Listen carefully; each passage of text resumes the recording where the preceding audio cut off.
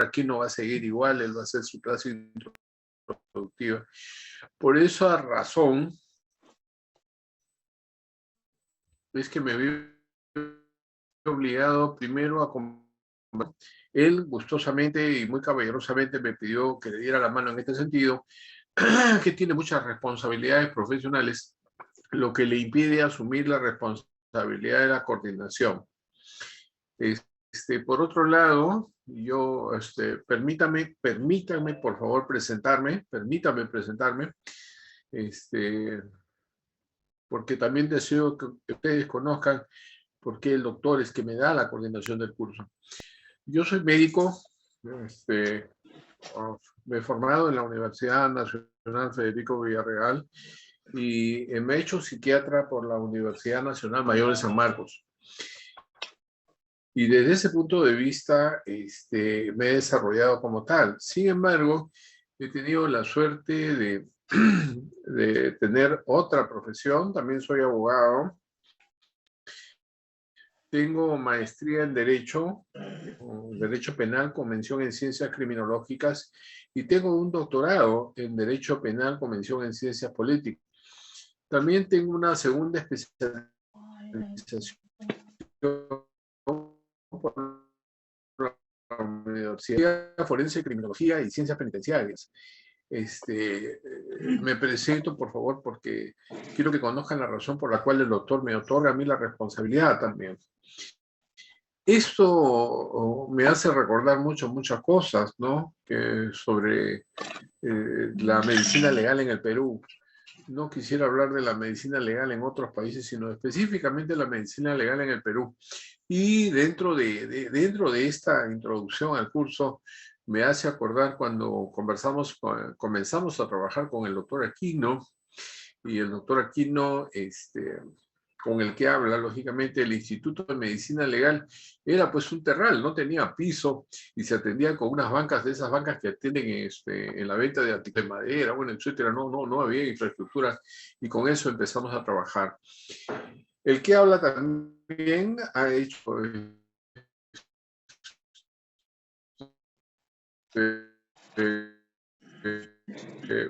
medicina legal, que significa psiquiatría penitenciaria, ¿no? 3 años, bien ganado por concurso. Permítame que lo mencione y presentarme, es por esa razón que el doctor Sergio me da esta responsabilidad de coordinar el curso, ¿no? Y él, por supuesto, seguirá con ese respeto que todos le tenemos. Esa era la razón por la cual me he permitido hacer una introducción corta del curso de medicina legal. Entonces, esta medicina legal o medicina forense pues, forma parte de las especialidades de la medicina dentro de las denominadas ciencias médico-sociales. Ciencias médico-sociales, ¿no? Ciencias médico-sociales. Esa palabra social tiene mucho que ver con la criminología. Entonces, un buen criminólogo tiene que ser un buen sociólogo o un buen antropólogo. ¿Y por qué tiene que ver mucho con la medicina legal? Porque definitivamente el personal médico que se dedica a esta área tiene que ver con conductas delictivas. Si nos dedicamos a del derecho penal en el campo del derecho, nos vamos a encontrar que la mayoría de conductas delictivas es y enfocada en aspectos sociales, sobre todo el contexto de la pobreza.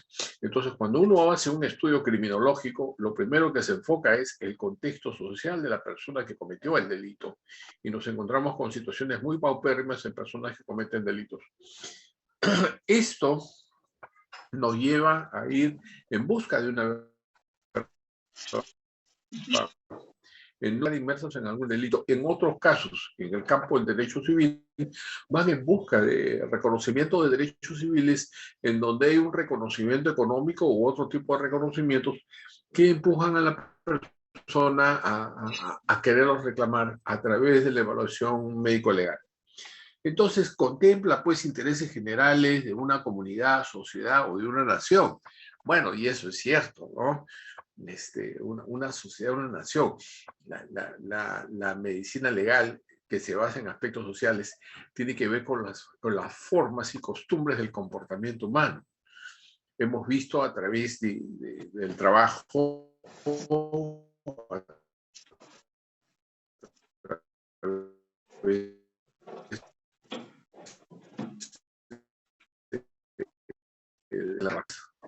que es perito de peritos y que tiene a su cargo una correcta administración de justicia, tendrá que conocer esas diferencias sociales para saber cuál de todas esas diferencias están inmersas dentro de un delito o dentro de la persona que lo realiza, ¿verdad?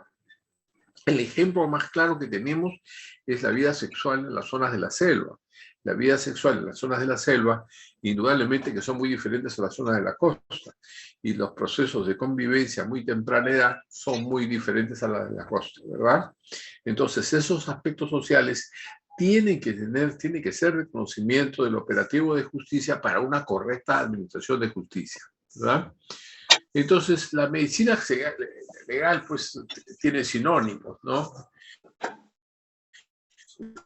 Por decir medicina forense, medicina legal, se conoce también como medicina judicial o jurisprudencia médica, términos que de repente han quedado en el pasado, como vamos a ver cuál va a ser al final la verdadera denominación que se le debe dar a los médicos que se dedican o que nos dedicamos a esta especialidad de la medicina legal.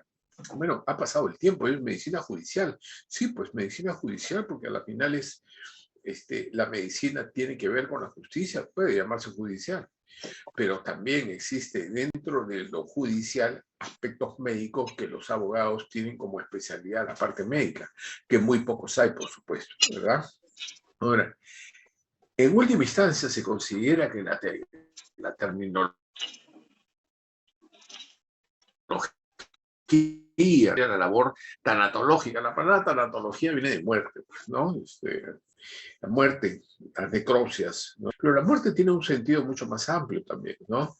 Una muerte no solamente son necropsias, sino la muerte es un proceso en el cual la persona se despide de este mundo, en donde también existen médicos con la especialidad en tanatología que no necesariamente son las necropsias, sino es ese acompañamiento en ese estado de despedida que tiene la persona con una enfermedad crónica y que a las finales se le acompaña a ellos y a los familiares en ese dolor. También aparecen aspectos legales, por supuesto, ¿no? Sobre todo en la parte de agonología forense, ¿no? La parte de agonía, en donde algunos de los familiares se ven en la desesperación de que el paciente quiera firmar algún documento, quiera vender alguna cosa, porque ya no va a haber oportunidad de hacerlo, ¿no? Entonces, la especialidad de tanatología no solamente tiene que ver con necropsias, sino que tiene que ver también con el acompañamiento médico legal que se ve en la que se va a despedir de esta vida, ¿verdad? Dependiente de los autores y de la parte de la labor que se pudiera realizar. Así es, ¿no? Ahora, la medicina legal pues, es sumamente amplia. Yo creo que la medicina legal, acá lo enfocan como que es una base del conocimiento, pero yo diría yo diría que las ciencias auxiliares del derecho son como el número de 7 o 8 y que abarcan lo que significa la criminalística. Entonces, el abogado tiene la fotografía forense, medicina, balística forense, fotografía forense, o sea, es una rama como de 8 o 9 aspectos en que el profesional del derecho tiene la obligación de conocer para una correcta administración de justicia. La medicina legal está circunscrita, en todo caso, al estudio corporal y de los elementos internos que pudiera haber dentro del organismo, esencial para llegar a ver la etiología del porqué de la causa de muerte, ¿verdad? La medicina legal es considerada por muchos autores la ciencia madre, dice, de las ciencias forenses, de gran auge en los últimos años a nivel mundial. Bueno, pero ¿qué es lo que pasa? De gran auge a nivel mundial. ¿Pero qué es lo que pasa, no? A aquellos que les gusta mucho la televisión y este tipo de películas, ¿no? Si nosotros vemos, por ejemplo, CSI New York, CSI Miami, CSI Las Vegas, bueno, a las finales es la criminalística la base de la ciencia. Y dentro de esa criminalística está la medicina legal. No olvidemos que la criminalística hay de dos tipos, criminalística de campo y criminalística de laboratorio. Y cuando hay un delito, todos los profesionales acuden a la escena del delito, estudian la escena del delito, toman las muestras correspondientes y son llevadas al laboratorio para su estudio correspondiente. El cadáver, si es que es un homicidio, también es llevado al laboratorio para la necropsia correspondiente. Entonces es una sumatoria de por lo menos 7 o 8 profesiones que ingresan para poder llegar a tener el conocimiento real de la causa de muerte. ¿Verdad? Se podría definir pues a la medicina legal como la ciencia que tiene por objeto el estudio de las cuestiones que se presentan en el campo del derecho, así es, y cuya resolución se fundamenta total o parcialmente en conocimientos médicos o biológicos previos. Y acá viene pues la situación de denominaciones, ¿no? Dicen pues ya está determinado así, que el juez viene a ser perito de peritos. O sea, un perito de peritos. Perito es una persona experta en algo. Y yo veo, pues, que en el campo de la medicina legal y la criminalística, diría yo, entran como 8 profesiones a aportar. Sí, que no son más, porque cada vez con el progreso de la ciencia aparecen nuevos profesionales, ¿no? El ingeniero genético, el informático, que ingresan dentro del equipo de lo que significa la criminalística, ¿no? De tal manera de que cuando el juez dice pues que es perito de peritos, yo diría, caramba, de repente en algún momento de la vida llegó a ser perito de peritos, pero para llegar a conocer todas las ciencias auxiliares del derecho y llegar a ser perito de peritos, tendría que ser pues, una persona muy sabia. La denominación del juez, pues es una persona sabia, debe serlo, por esa correcta administración de justicia que debe darlo. Pero una persona, para que haya una correcta administración de justicia, tiene que conocer. Los ojos no ven lo que la mente no sabe. Una persona que no sabe está ciega, y la persona que está ciega no sabe lo que hace, no sabe lo que dice. Y por lo tanto, la correcta administración de justicia no se da. No se da. Otra definición establece pues que la medicina legal es el conjunto de conocimientos médicos y biológicos necesarios para la resolución de los problemas que plantea el derecho. Así es, tanto en la aplicación de las leyes como en su perfeccionamiento y evolución. Y acá viene una cosa, ¿no?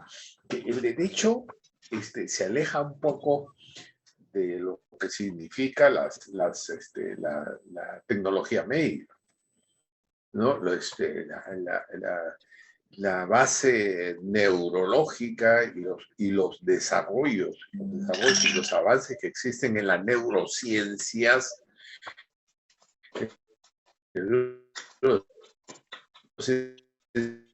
está como soleto. Entonces, ¿qué pasa? No? Yo lo que veo en el aspecto rápido, y el derecho cambia tan lento que a veces no se cuelga de los avances de las neurociencias. Y si no se cuelga de los avances de las neurociencias, entonces sus conocimientos van a estar limitados. Lo que dije hace un momento, ¿no? Los ojos no ven lo que la mente no sabe. Y si la mente no sabe, la correcta administración de justicia no se va a dar. Estas definiciones pues nos centran entonces en el concepto que la medicina legal tiene un carácter de ciencia auxiliar o asesora del derecho. Somos ciencias auxiliares de ellos, sí. En algunas universidades, el derecho, en sus 2 primeros años, llevan estos 6 o 7 ciencias como cursos básicos de formación en el derecho penal. Pocas son.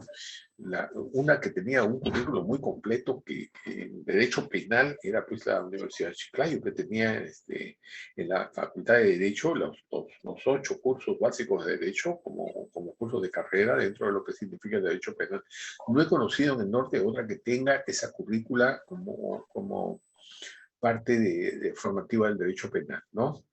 Conocido, pero es necesario. La medicina legal se nutre pues de los avances científicos, lo que decía hace un momento. Las neurociencias, claro, la medicina legal se nutre de las neurociencias, pero la cosa está que el derecho también se nutre de las neurociencias y las acepte como tal, ¿no? Ahora las enfermedades mentales, y todos sabemos, está en base a neurotransmisores y receptores, ¿no? Y las bases del comportamiento humano están localizadas en las áreas cerebrales, y cualquier anomalía que se presente es en base a una alteración biológica de neurotransmisores y receptores. Pero cuando uno emplea este tipo de lenguaje frente a los operativos de justicia, se escuchan extrañados.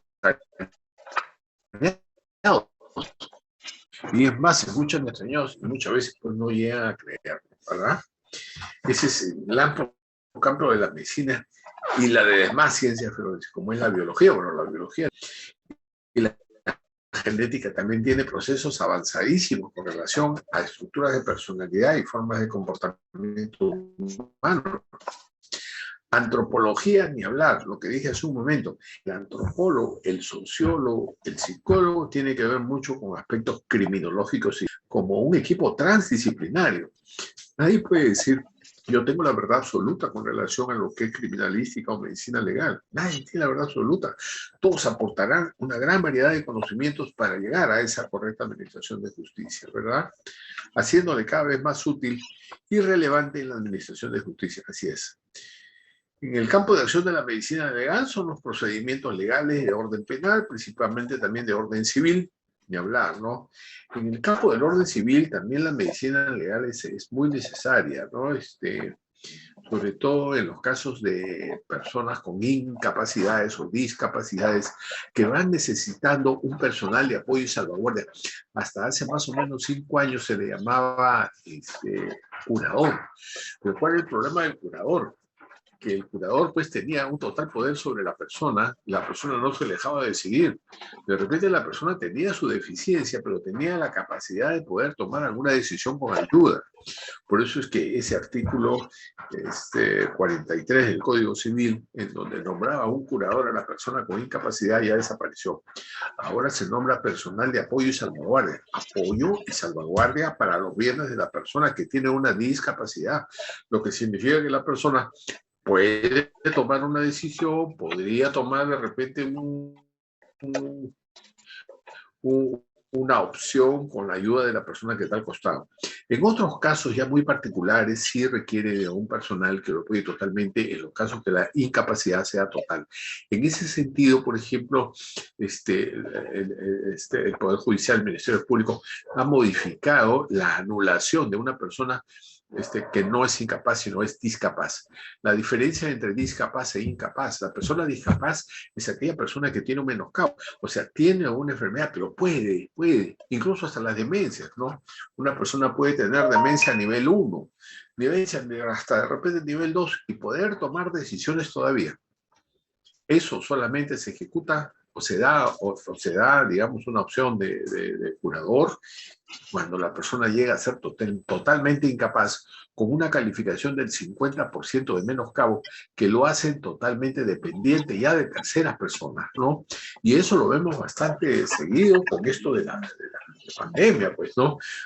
Como las muertes han sido tan seguidas, todo el mundo pues quería de una vez poner sus papeles en orden, ¿no? Sus bienes en orden, con la finalidad de que no se queden en el aire. Y ahí se vio esto, ¿no? Quiénes eran incapaces y quiénes eran discapaces, ¿no?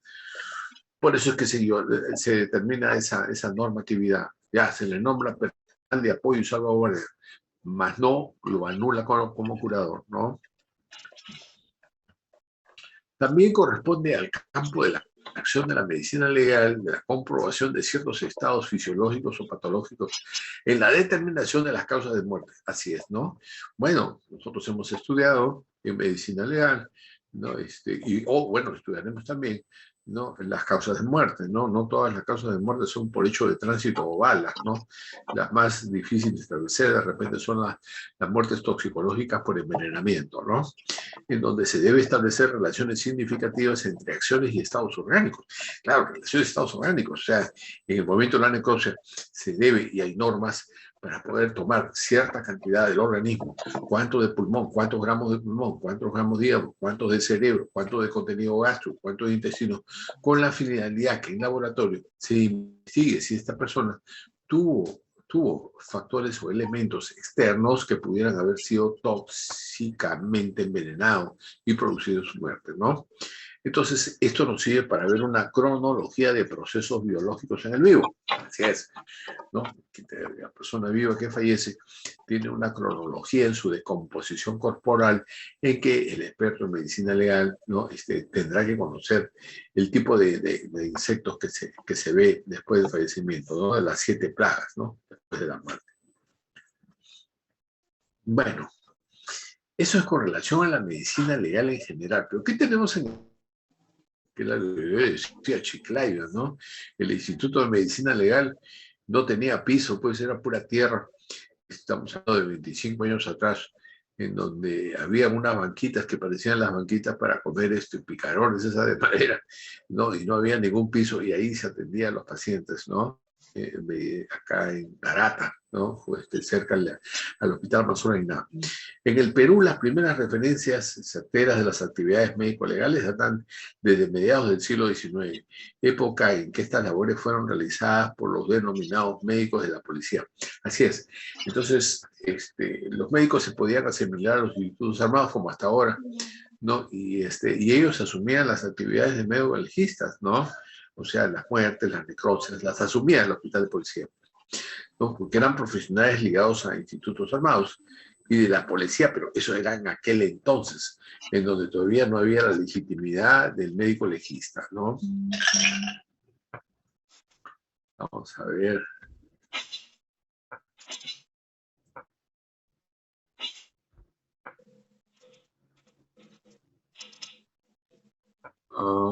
¿Qué pasa con esto? Vamos a ver. Acá está, ¿no? En el siglo XIX, las autopsias médico-legales se realizaban en los mortorios de los hospitales de la Sociedad de Beneficencia Pública y posteriormente en el anfiteatro anatómico de la Facultad de Medicina de San Fernando. A partir del año 1891, en Lima, pero luego las autoridades de la facultad solicitan que se desocupe el local. Bueno, acá hay dos especialidades que prácticamente comienzan a crecer a partir del siglo XIX para adelante. Una de ellas es la medicina legal y otra es la psiquiatría. Ambas especialidades siempre quisieron ser desarrolladas fuera hasta la actualidad, ¿no? Porque los servicios médicos legales no lo dan los hospitales generales. Y raros son los hospitales que tienen hospitalización de... Y crecen a partir del año 19, ¿no? Con el rechazo no sé llamarlo, sino la ocupación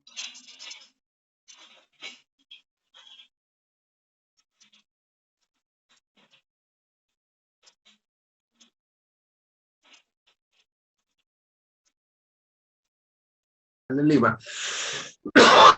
Si bien no nos es posible afirmarlo categóricamente, este local debió encontrarse en el mismo terreno que la actual morgue. Así es. Bueno, sí, efectivamente, pues en los años 60, 70, 50 años, sí, ese local de la morgue estaba al costado de la Facultad de Medicina y el cual sigue es su ubicación geográfica hasta la actualidad. Y sí es verdad, ¿no? Sí es verdad. Con el transcurso de los años y durante el siglo XX se logra conformar la denominada Oficina Médico Legal que funcionaba en los ambientes del Palacio de Justicia. Ahí es otra también historia, ¿no? O sea, se tenía que ir al mismo Palacio de Justicia. Pero esto no se ha perdido, mire, porque el Palacio de Justicia tiene en su haber el registro de peritos judiciales hasta la actualidad. Y cada año entran al concurso aquellas personas que quieren ser peritos judiciales, con los requisitos que pide la ley. Y efectivamente, ustedes ingresan, por ejemplo, REPEJ, Registro de Peritos Judiciales, Poder Judicial, que ahí aparece los registros de peritos judiciales. Lo que sí hay peritos judiciales de muchas otras profesiones, sobre todo de ingenieros, etcétera. Muy pocos médicos entran a ser peritos judiciales dentro del Poder Judicial. Pero esto no se ha perdido, a pesar que tiene muchos años, ¿no? El Poder Judicial guarda consigo el registro de peritos judiciales, ¿no? Acá está, ¿no? Un local adyacente al Jardín Botánico de la Facultad de Medicina de San Fernando, que es lo que le mencionaba hace un momento, y eso hasta la actualidad. No se llegó a desligar totalmente la oficina médico-legal de la Facultad de Medicina, ¿no? Y la sala de necropsias oficiales. En el año 1981, mire, ahí aparece, mediante un decreto supremo, ambas dependencias quedan convertidas en la Dirección Médico-Legal y Necropsias, siendo un órgano de línea de la Dirección General de Justicia del Ministerio de Justicia. O sea, que hasta ese tiempo el Instituto de Medicina Legal pertenecía al Poder Judicial y tenía carácter autónomo, tenía carácter autónomo cuando pertenecía al Poder Judicial, que viene a ser más o menos lo mismo que existe ahora en el registro de peritos judiciales, ¿no? Que tiene un registro autónomo autónomo de acción, encargado de normar y coordinar las acciones médicas legales en todo el país. Así es, y funcionó bastante tiempo de esa forma, hasta que pasó algo, que en el 85 promulgó una ley en la creación del Instituto de Medicina Legal del Perú, Leonidas Avendaño Ureta, dándose la categoría del instituto. O sea, miren, a pesar, ¿qué cosa? Una clasificación de hospitales, un instituto viene a ser un hospital entero para una sola especialidad. Sin embargo, por el tipo de trabajo y por el tipo de acción que se tenía, se le llamó todo centro en donde se aplicara la medicina legal instituto, a pesar que no fuera un hospital entero para una sola especialidad, ¿verdad? Entonces, cuando viajamos a través del Perú y vemos una oficinita a media luz, dice Instituto de Medicina Legal, porque es una actividad tan selectiva, el hecho de conocer necropsias, lesiones, etcétera, tan selectiva, que se queda con la denominación de instituto, a pesar que todos sabemos que instituto es un nivel 5, en donde se refiere a todo un hospital complejo para una sola especialidad, pero que pertenecía al sector justicia, ¿no? Independiente y de sistema administrativo propio. Claro, sí, o sea, hasta ahí estábamos, creo. Pero ¿qué pasó después? ¿Qué pasó después? El 24 de diciembre del 92 se promulga el decreto legislativo 25993, en donde ¿qué sucede? Dice, porque es trans. O sea, ¿qué pasó con el Instituto de Medicina Legal? Del Poder Judicial pasó al Ministerio Público. Del Poder Judicial pasó al Ministerio Público. Y cuando el Ministerio Público ya pierde su dependencia y se forma como un órgano dependiente del Ministerio Público, ¿no? Que originó la reorganización del instituto, siendo su sistema administrativo absorbido por las divisiones administrativas del Ministerio Público. El objetivo del Instituto de Medicina Legal es que vuelva a ser independiente, autónomo en sus acciones, en su quehacer, como lo fue con el Poder Judicial. Sin embargo, acá, al ser una unidad dependiente del Ministerio Público, no tiene esa independencia que uno quisiera tener, ¿no? Sobre todo en la labor profesional, porque da a entender como que el Ministerio Público puede sí realmente acusar, y que el Instituto de Medicina Legal está para apoyar la moción del Ministerio Público. A la final ustedes se van a dar cuenta de algo, ¿no?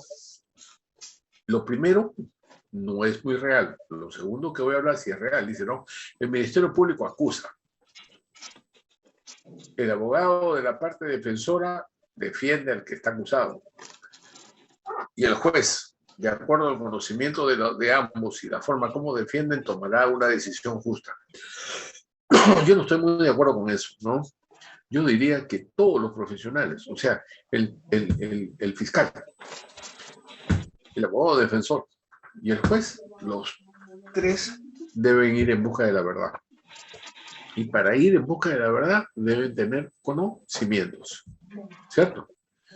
Entonces, cuando dice fiscal acusa, no debe acusar, debe ir en busca de la verdad. Oiga, yo estoy defendiendo, ¿qué estás defendiendo? ¿Lo que te dice el patrocinado o la verdad, no? Y el juez debe asentar su decisión y su sentencia en la verdad.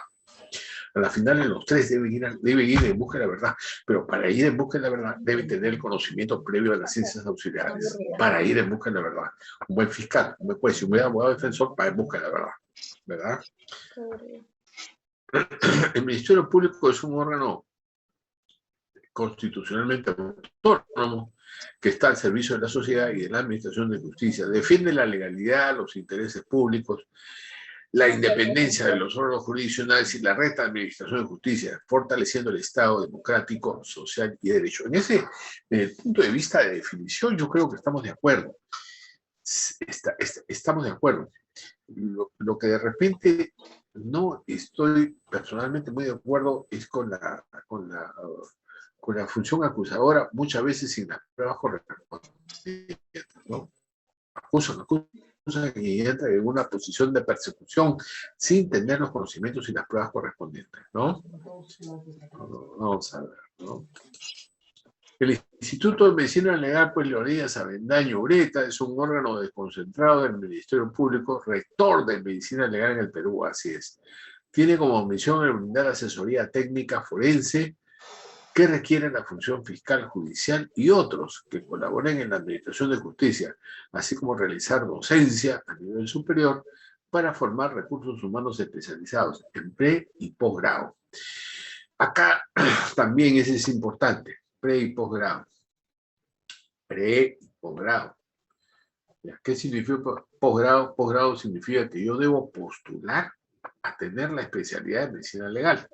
Pero ¿qué pasaba al comienzo? Y ese fue el gran error, ¿no? Creo que se ha subsanado, ¿no? O sea, se presentaban al Instituto de Medicina Legal como médicos generales. Y si ganaban la plaza, al día siguiente ya médicos legistas. No. Para ser médico legista tiene uno que postular por concurso y tener la preparación de 3 años como toda especialidad. Entonces, el inconveniente que quizás en un comienzo, y hasta ahora de repente lo tenemos, es que todos los profesionales se presentan como generales, ¿no?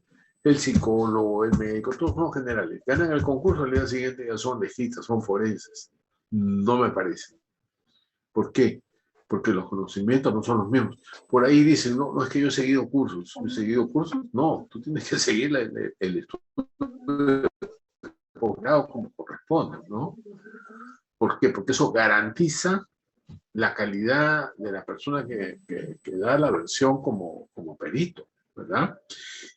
Y que cuyos títulos que se tengan una acreditación ante su medio, ¿no? Que estén registrados como tal. ¿Eso qué nos da? Nos da una acreditación del perito. Una acreditación del perito. No que yo he llevado curso de diplomado. Ya está muy bien.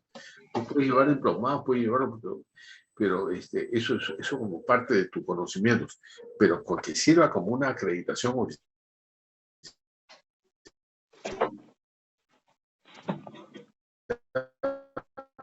Hacen peritos no, honesto, recto y justo.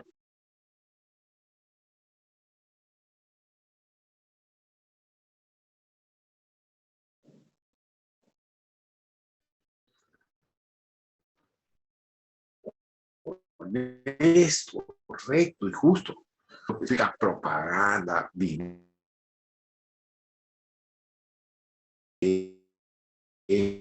plata, bueno, etcétera, ¿no? ¿Cuáles son los retos pues, del Instituto de Medicina Legal? Es la implementación del nuevo Código Procesal Penal, correcto, en donde está involucrado pues, el Instituto de Medicina Legal. Temas sobre derechos humanos, la implementación, pero para que exista el conocimiento de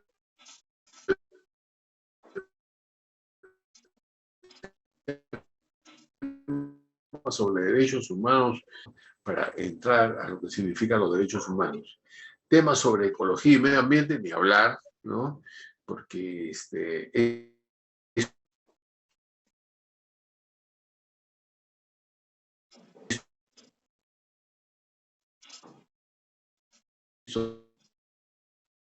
de ecología y medio ambiente y en las personas que viven con más humildad y cuyo sustento es solamente de lo que pueden sembrar o cultivar ahí en esas tierras. Y son las tierras que más se contaminan, siendo los centros mineros los que más ganan. Y esto tiene años, más de 50 años, y no se llega a tener la defensa real del medio ambiente. Desarrollo de nuevas tecnologías, efectivamente, en el caso, como decía yo, de lo que son las ciencias auxiliares de derecho y las neurociencias, ¿no? Y conversión del Instituto de Medicina Legal en Instituto de Medicina Legal y Ciencia Forense. O sea, el verdadero nombre que aspira y que aspiran los integrantes de Medicina Legal es que seamos médicos, legistas y especialistas en ciencias forenses, ¿no? Esa es la introducción, doctores, que quería darles. Yo les agradezco mucho su compañía de esta noche, ¿no? Yo creo que cabía la explicación que tenía que darles del por qué me he hecho responsable del curso, no coordinador del curso, y siempre respetando, digamos, las jerarquías adecuadas. El doctor Sergio Quino es un amigo muy personal y le estoy muy agradecido pues por esa confianza que me ha brindado y quería que ustedes sepan por qué me la dio y bueno, y qué pasó con él, ¿no? ¿Alguna pregunta, mis doctores? ¿Alguna pregunta?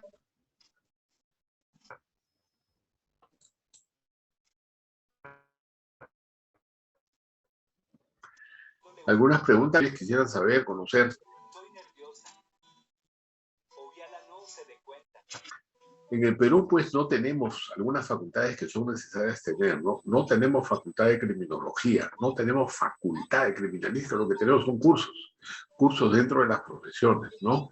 Como México, Colombia, por ejemplo, que sí tiene las facultades, ¿no? Y uno sale licenciado en criminología, licenciado en criminalística, etcétera, ¿no? Con reconocimiento, por supuesto, de su dedo, ¿no? Eso sería interesante y bueno, a la final es, el término correcto pues es medicina legal y ciencias forenses, ¿no? ¿Alguna pregunta, mis doctores? Todo quedó claro, doctor. Claro, claro, doctor. Muy bien. Sí, doctor. Hay dos especialidades médicas pues que han tenido dificultades durante los años 40 y 50. Una de ellas es la medicina legal y otra es la psiquiatría, ¿no?